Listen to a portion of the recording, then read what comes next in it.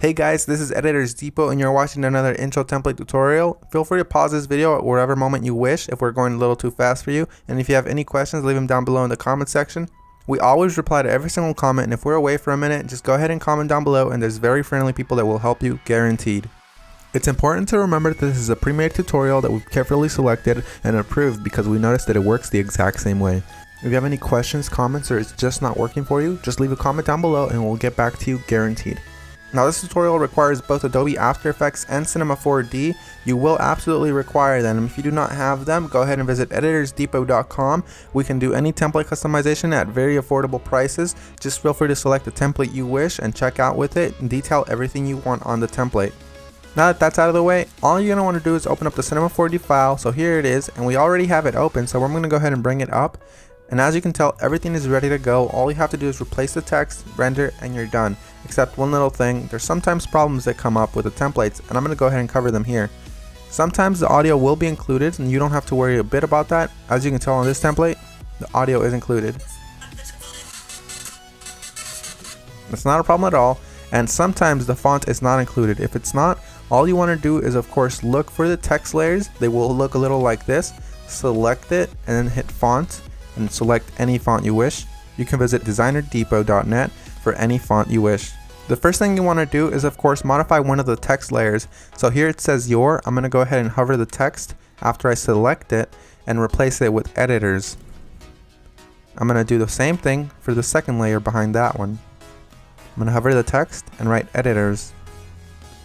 Now that that's done, I'm going to go ahead and render preview. And as you can see, it says editors, everything is 100% fine. You do the exact same thing for the bottom layers. I selected both at the same time. I'm going to replace it with Depot. Once I go ahead and render preview, it looks amazing and I'm happy with it. I'm 100% happy with the colors because it's red and Editors Depot is red, but if you're not happy with the colors, you can simply come down below, double click it, and make any modifications you wish, whether it's make it green, make it blue, or blend it all together and make a little purple. I'm going to go ahead and keep it this way, and I'm going to go ahead and go to my render settings now. Once you're in the render settings, you're going to want to make sure that your width and height is set to 1920 x 1080 if you have a very good computer or decent computer and you have time. If you have a slow computer and you probably don't have that much time, you make sure you set it 1280 by 720. You want to make sure you tick all frames, and then you go to save. You make sure it has a PNG sequence for a faster render that does not reduce quality at all. And you want to make sure you select file here. Make sure you make a folder for this one render sequence that's alone and empty. Mine is template render, and I'm going to name my every single sequence render. You close that and you begin the render.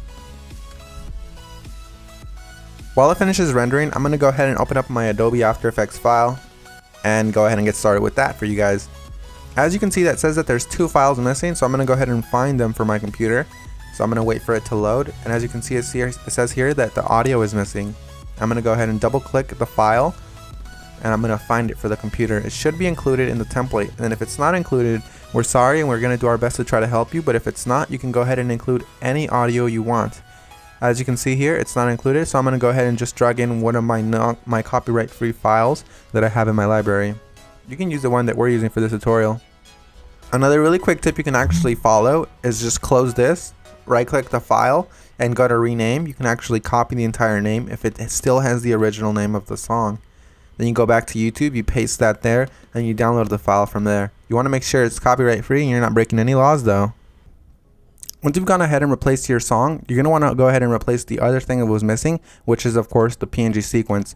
It might be a PNG file, .png, or it might be an MP4 file, or anything within those regards, like QuickTime for example.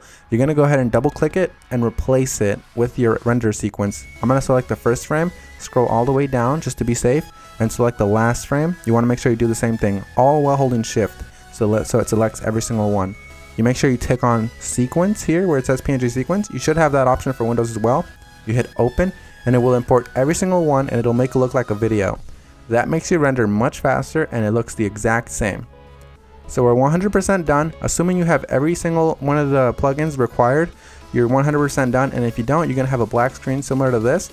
But if you do have a black screen similar to this, you're going to just want to make sure you troubleshoot it by turning off or turning back on whatever adjustment layers might be messing up your entire video. As you can see here, all of the adjustment layers, one of them within these messed up the entire render, so I'm going to go ahead and turn them on one by one. That one's fine, that one's fine. This one's the problem here. So you make sure you turn them back on, and you're done. So I had one layer that messed everything up, and that's because I do not have the correct plugin. You want to make sure you fix that, and you want to make sure you don't run into that problem again. And finish the composition by adding it to the media encoder queue. That pretty much summarizes our video, guys. I hope you all enjoyed it, and if you did, remember, drop a thumbs up if you liked it. Drop a thumbs up if you are a fan of us and you like what we're doing. And guys, we really appreciate every single one of you from the bottom of our hearts. We really appreciate every single one of you guys, whether you're liking this video, disliking, or you just left and you didn't even watch this tutorial, guys. Hope you all have an amazing day, and as always, this is Maurice. Visit EditorsDepot.com for any customization of templates, and have an amazing day. Take care, guys.